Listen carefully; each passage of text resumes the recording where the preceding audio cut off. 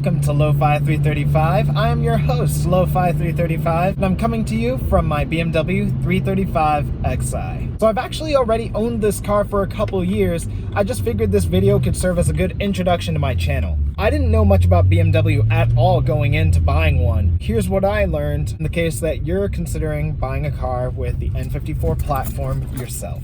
So if you're a fan of the looks of the E92 M3, then you may really like the looks of this car. That was the case with me, and it's one of the main reasons I considered buying it. It is by no means an M3, but it certainly, in fact, has a lot to offer. Comparing the two, you will notice that the 335 has a more attractive sticker price, but don't let that fool you because it is still BMW, and BMWs are objectively very expensive to maintain, and that's mostly because of the parts. In the case of a repair, you will most of the time want to use OEM parts, and that is because a lot of the alternatives just aren't sufficient. Unless you're doing an upgrade from a name brand, it is highly unlikely that it's going to work out. And I've had a couple of cases in which I've gotten lucky, but a lot of times that you try using alternative parts when you should use OEM replacements, it's not a fun time. That being said, the N54 engine in particular, it is a very resilient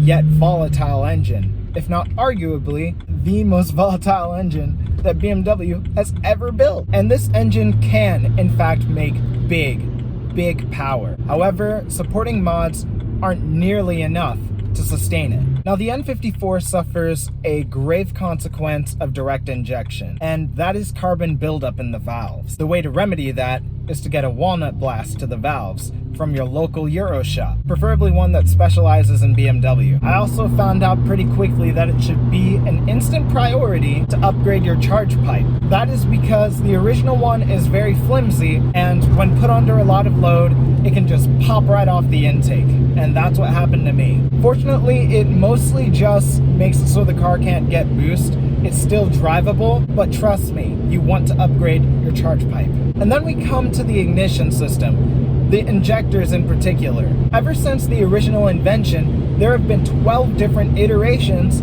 of the injectors.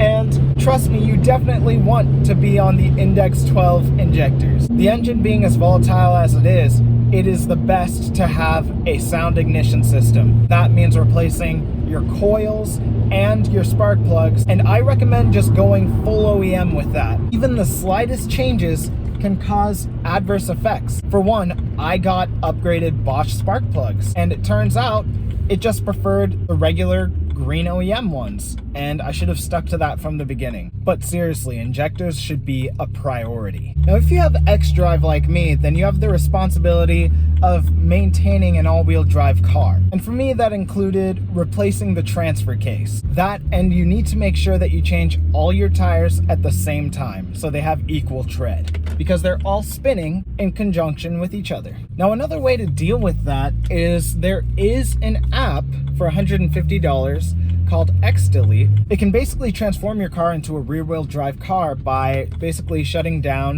the front drivetrain. So feel free to give that a shot, because I haven't done it yet and I don't know much about it, and I'll probably make a video about it later on. Now, I don't really see the point in trying to list all of the inevitable points of failure that come with this platform. Something I will give you is, if you do want to work on this car a little bit yourself, then I recommend upgrading your cowl filters, because the one that's currently on the car is a huge hassle to take off just to reach anything inside the engine bay. Berger Motorsports made a pretty good alternative that I have installed in my car, and I'm pretty content with it. There's definitely so much more to be said about this car, but I think that's all I've got for today, and I'm gonna save the majority of the rest for different categories that I'll explore in different videos. But in my experience, this thing is either a joy or a nightmare at all times, either one or the other. In my case, it's very much worth it. I really love this car. Equipped with a turbocharged inline-6 engine, this thing delivers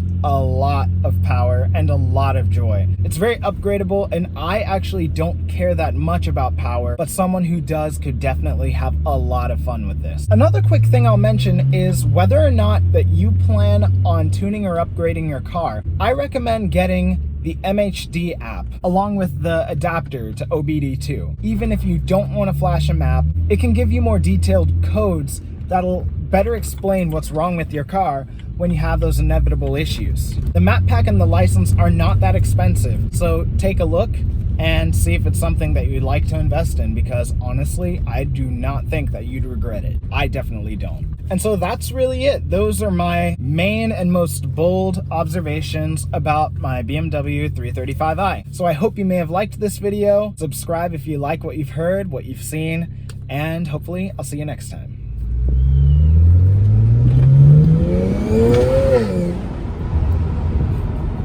See you later.